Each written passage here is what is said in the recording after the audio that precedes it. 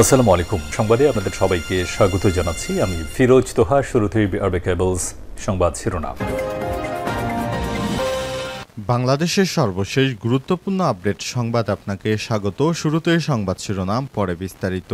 শুরুতেই জানাবো, প্রধান উপদেষ্টার সঙ্গে থাইল্যান্ডের প্রধানমন্ত্রীর বৈঠক। অন্তর্বর্তীকালীন সরকারের প্রধান উপদেষ্টা অধ্যাপক ডক্টর মোহাম্মদ ইউনুসের সঙ্গে দ্বিপক্ষীয় বৈঠক করেছেন থাইল্যান্ডের প্রধানমন্ত্রী পেতংতান সিনোত্রা। আর শুক্রবার 4 এপ্রিল থাইল্যান্ডের রাজধানী ব্যাংককে ষষ্ঠ বিমস্টেক সম্মেলনের ফাঁকে বৈঠক অনুষ্ঠিত হয়। এরপর জানাবো, থাইল্যান্ড থেকে ঢাকার উদ্দেশ্যে রওনা হয়েছেন প্রধান উপদেষ্টা। ষষ্ঠ BIMSTEC Bengal initiative for multi-sectoral technical and economic cooperation শীর্ষ সম্মেলনে অংশগ্রহণ শেষে দেশের উদ্দেশ্যে রওনা হয়েছেন প্রধান উপদেষ্টা ডক্টর মোহাম্মদ ইউনুস। এদিকে ডক্টর ইউনুস ও ভারতের প্রধানমন্ত্রী নরেন্দ্র মোদীর ইতিবাচক বৈঠক হয়েছে বলে মন্তব্য করেছে বিএনপি। বিমস্টেক সম্মেলনের ফাঁকে অনুষ্ঠিত বাংলাদেশের অন্তর্বর্তীকালীন সরকারের প্রধান উপদেষ্টা অধ্যাপক ডক্টর মোহাম্মদ ইউনুস ও ভারতের প্রধানমন্ত্রী নরেন্দ্র মোদীর দ্বিপক্ষীয় বৈঠককে ইতিবাচক হিসেবে দেখছে বিএনপি। আজ বিষয়টি জানিয়েছে বিএনপির জাতীয় স্থায়ী কমিটির সদস্য মির্জা আব্বাস। এবারে জানাবো, নারী সাংবাদিককে শ্লীলতাহানির মামলায় গ্রেপ্তার 3 জন কারাগারে। রাজধানীর বনশ্রীতে এক নারী সাংবাদিককে হেনস্থা ও শ্লীলতাহানির মামলায় গ্রেপ্তার 3 জনকে কারাগারে পাঠিয়েছে আদালত। আজ ঢাকার মেট্রোপলিটন ম্যাজিস্ট্রেট মোহাম্মদ শেফাতুল্লাহ শুনানি শেষে তাদের আবেদন মঞ্জুর করে কারাগারে পাঠানোর নির্দেশ দেয়। আসামিরা হলেন শোয়েব রহমান জিশান, রাইসুল ইসলাম ও কাউসার হোসেন। এদিকে কুকুর মারা নিয়ে সংঘর্ষে 2 গ্রামবাসী সংঘর্ষে অন্তত 30 জন আহত। চাঁদপুরের হাজীগঞ্জ উপজেলা কুকুর মারধরকে বাধা দেয়াকে কেন্দ্র করে 2 গ্রামবাসীদের মধ্যে দফায় দফায় সংঘর্ষের ঘটনা ঘটেছে। আজ শুরু হওয়া সংঘর্ষ দফায় দফায় রাত পর্যন্ত গড়িয়েছে। এতে ওই এলাকায় অন্তত 2 গ্রুপে 30 জন আহত হয়েছেন। এবং সর্বশেষ জানাবো, বিশ্ববাজারে সর্বনিম্ন পথে জ্বালানি তেলের দাম। করোনা মহামারীর মাঝামাঝি সময়ের পর আন্তর্জাতিক বাজারে জ্বালানি তেলের দাম সর্বনিম্ন পর্যায়ে রয়েছে। মূলত 2টি কারণে জ্বালানি তেলের দাম কমেছে। একটি হলো মার্কিন প্রেসিডেন্ট ডোনাল্ড ট্রাম্পের শুল্ক আরোপ, অন্যটি হলো ওপেক প্লাসের তেলের উৎপাদন বাড়ানোর ঘোষণা। আজ ব্যারেল প্রতি তেলের দাম $2.29 বা 3.3% কমে $67.85 দাঁড়িয়েছে। প্রিয় দর্শক, এতক্ষণ শুনছিলেন সংবাদ শিরোনাম, এবারে বিস্তারিত। তবে তার আগে বন্ধুরা, অনুরোধ থাকবে সংবাদটিতে একটি লাইক দিন। এই চ্যানেলে আপনি নতুন হয়ে থাকলে আমাদের সংবাদটি দেখতে দেখতে চ্যানেলটি সাবস্ক্রাইব করে রাখুন। কমেন্ট করে বন্ধুরা আপনার মূল্যবান মতামত জানিয়ে দিন আপনি বিশ্বের কোন দেশ থেকে বা বাংলাদেশের কোন স্থান থেকে আমাদের সংবাদটি দেখছেন এবং শুনছেন। এবারে বিস্তারিত। প্রধান উপদেষ্টার সঙ্গে থাইল্যান্ডের প্রধানমন্ত্রীর জরুরি বৈঠক। অন্তর্বর্তীকালীন সরকারের প্রধান উপদেষ্টা অধ্যাপক ডক্টর মোহাম্মদ ইউনুস থাইল্যান্ডের বিমস্টেক সম্মেলনে যোগ দিয়েছেন। সেখানে তিনি দক্ষিণ এশিয়ার বিভিন্ন রাষ্ট্রপ্রধানের সঙ্গে সাক্ষাৎ করেছেন। এরই মধ্যে রয়েছে ভারতের প্রধানমন্ত্রী নরেন্দ্র মোদী এবং ভুটানের প্রধানমন্ত্রী, শ্রীলঙ্কার প্রধানমন্ত্রী, থাইল্যান্ডের প্রধানমন্ত্রী সহ বেশ কয়েকজন উচ্চ পর্যায়ের কর্মকর্তার সঙ্গে তিনি বৈঠক করেছেন। সেখানে থাইল্যান্ডের প্রধানমন্ত্রী পেতং সিনোত্রার সঙ্গেও অন্তর্বর্তীকালীন সরকারের প্রধান উপদেষ্টার সাক্ষাৎ হয়েছে। সেখানে অন্তর্বর্তীকালীন সরকারের প্রধান উপদেষ্টাকে তিনি বিমস্টেক শীর্ষ সম্মেলনে তাকে চেয়ারম্যানের পদ অধিষ্ঠিত করেন। অন্তর্বর্তীকালীন সরকারের প্রধান উপদেষ্টা এখন বর্তমান বিমস্টেকের চেয়ারম্যানের দায়িত্ব পালন করবেন। 2 বছরের জন্য তিনি চেয়ারম্যান নির্বাচিত হয়েছেন। থাইল্যান্ডের প্রধানমন্ত্রী ছিলেন এতদিন বিমস্টেকের চেয়ারম্যান। আজ তার দায়িত্ব অন্তর্বর্তীকালীন সরকারের প্রধান উপদেষ্টা অধ্যাপক ডক্টর মোহাম্মদ ইউনুসকে হস্তান্তর করেছেন।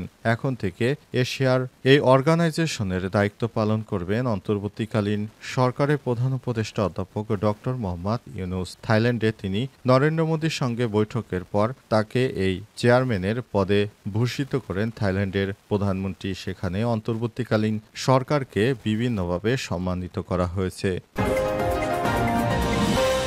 থাইল্যান্ড থেকে ঢাকার উদ্দেশ্যে রওনা হয়েছেন প্রধান উপদেষ্টা। ষষ্ঠ BIMSTEC Bengal initiative for multi-sectoral technical and economic cooperation শীর্ষ সম্মেলনে অংশগ্রহণ শেষে দেশের উদ্দেশ্যে রওনা হয়েছেন প্রধান উপদেষ্টা অধ্যাপক ড মোহাম্মদ ইউনূস। তিনি শুক্রবার ৪ এপ্রিল স্থানীয় সময় রাত 9:45টার দিকে বিমান বাংলাদেশ এয়ারলাইন্সের একটি ফ্লাইটে ব্যাংকক ত্যাগ করে বিষয়টি নিশ্চিত করেছেন প্রধান উপদেষ্টার উপবেশ সচিব আবুল কালাম আজাদ মজুমদার।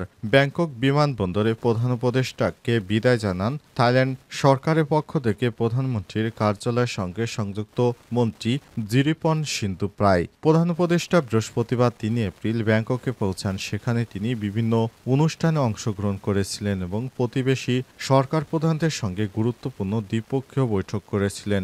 অন্তর্বর্তীকালীন সরকার দায়িত্ব গ্রহণ করেছেন প্রায় ৮ মাস হয়ে গেছে। এরই মধ্যে তিনি বিভিন্ন দেশে ভ্রমণে গেছেন এবং বাংলাদেশের নাম উজ্জ্বল করতে তিনি বিভিন্ন কর্মকাণ্ড পরিচালনা করছেন।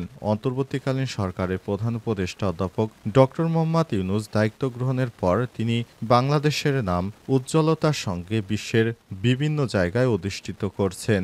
আমরা জাতি হিসেবে অন্তর্বর্তীকালীন সরকারের প্রধান উপদেষ্টা হিসেবে এমন একজন নোবেল লয়েটকে পেয়েছি যিনি আমাদের জন্য আশীর্বাদ হয়ে এসেছেন। বাংলাদেশের প্রধান উপদেষ্টা অধ্যাপক ড মোহাম্মদ ইউনূস এবং ভারতের প্রধানমন্ত্রী নরেন্দ্র মোদীর বৈঠককে ইতিবাচক হিসেবে দেখছে বিএনপি, বললেন মির্জা আব্বাস।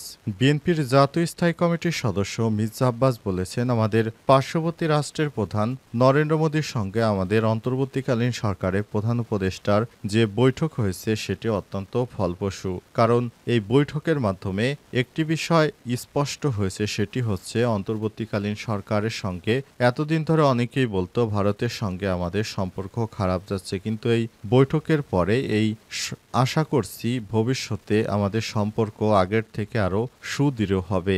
এ সময় প্রফেসর ড মোহাম্মদ ইউনূসের প্রশংসা করেছেন বিএনপির নেতারা। তারা বলেছেন, অন্তর্বর্তীকালীন সরকারের দূরদর্শী নেতৃত্বে বাংলাদেশ এগিয়ে যাবে। এরই ধারাবাহিকতায় তার দূরদর্শী নেতৃত্বে অন্তর্বর্তীকালীন সরকারের সঙ্গে ভারতের প্রধানমন্ত্রী নরেন্দ্র মোদীর যে সাক্ষাৎ হয়েছে সেটি আমাদের দেশের জন্য অত্যন্ত ভালো কিছু বয়ে আনবে। কারণ পার্শ্ববর্তী দেশের সঙ্গে সবসময় ঝামেলা জঞ্জালে জড়ালে নিজেদের জন্যই ক্ষতি। এ কারণে অন্তর্বর্তীকালীন সরকারের পদক্ষেপকে স্বাগত জানিয়েছে বিএনপির নেতাকর্মীরা। তারা বলেছে, বাংলাদেশকে একটি ভালো অবস্থানে নিতে হলে অবশ্যই প্রতিবেশীদের সহায়তা প্রয়োজন, আর এর জন্যই কাজ করছেন অন্তর্বর্তীকালীন সরকার। নারী সাংবাদিককে শ্লীলতাহানির মামলায় গ্রেপ্তার ৩ জন কারাগারে। রাজধানীর বনশ্রীতে এক নারী সাংবাদিককে হেনস্থা ও শ্লীলতাহানির মামলায় গ্রেপ্তার ৩ জনকে কারাগারে পাঠিয়েছে আদালত। শুক্রবার ঢাকার মেট্রোপলিটন ম্যাজিস্ট্রেট মোহাম্মদ সেফাতুল্লাহ শুনানি শেষে জামিন আবেদন নামঞ্জুর করে তাদেরকে কারাগারে পাঠানোর নির্দেশ দেন। আসামিরা হলেন শোয়েব রহমান জিশান, মোহাম্মদ রাইসুল ইসলাম, কাউসার হোসেন। এর আগে রামপুরা থানার পুলিশ শুক্রবার ৩ আসামিকে আদালত হাজির করে কারাগারে আটকে রাখার আবেদন জানান। আসামিদের পক্ষে আইনজীবীরা জামিন চেয়ে আবেদন করেন। এ সময় রাষ্ট্রপক্ষ জামিনের বিরোধিতা করে। পরে আদালত জামিন নামঞ্জুর করে তাদেরকে কারাগারে পাঠানোর নির্দেশ দিয়েছে। তার আগে বুধবার ২ এপ্রিল গভীর রাতে, বৃহস্পতিবার ৩ এপ্রিল সকাল পর্যন্ত পৃথক স্থানে অভিযান চালিয়ে ৩ জনকে গ্রেপ্তার করেছে র্যাবের সদস্যরা। শোয়েব রহমান জিশান বাগেরহাট মোড়লগঞ্জ থানা ফুলহাতা গ্রামের মোহাম্মদ মিজানুর রহমান খালের ছেলে। গ্রেপ্তারকৃত অন্যরা হলেন বরিশাল সদর উপজেলা চহটা গ্রামের সাকাত হোসেনের ছেলে মোহাম্মদ রাইসুল ইসলাম ২১ ও একই উপজেলা রাজ্জাকপুর গ্রামের মোহাম্মদ নুরুল আমিনের ছেলে মোহাম্মদ কাউসার হোসেন। আজ রাতে ভুক্তভোগী নারী সাংবাদিক ধর্ষণের হুমকি ও শ্লীলতাহানির ঘটনায় শোয়েব রহমান জিশান সহ অজ্ঞাত আরও ২ জনকে আসামি করে রামপুরা থানায় মামলা দায়ের করা হয়। এই মামলার পরই তাদের বিরুদ্ধে অ্যাকশনে নামে আইন শৃঙ্খলা রক্ষাকারী বাহিনীর সদস্যরা। এরপর বিভিন্ন জায়গা থেকে এদেরকে গ্রেপ্তার করে আইনের আওতায় নিয়ে আসা হয়। তারা সাংবাদিককে শ্লীলতাহানি করার অভিযোগে মূলত গ্রেপ্তার হয়েছে বলে জানিয়েছে প্রশাসন জানিয়েছে, দেশে যেভাবে ধর্ষণের ঘটনা দিন দিন শোনা যাচ্ছে, আবার নতুন করে এসব ধান্দাবাজরা বিভিন্ন জায়গায় অস্থিতিশীল পরিস্থিতি তৈরি করার চেষ্টা করছে। এদেরকে আইনের আওতায় এনে তারপর শাস্তি নিশ্চিত করতে হবে। অন্তর্বর্তীকালীন সরকারের প্রধান উপদেষ্টা অধ্যাপক ড মোহাম্মদ ইউনূস ক্ষমতা গ্রহণের পর থেকেই বিভিন্ন সমস্যা সমাধানে কাজ করছে। বিশেষ করে প্রশাসনকে এই ধরনের নির্দেশনা দেওয়ার পরে প্রশাসন আগের থেকে কঠোর অবস্থানে রয়েছে।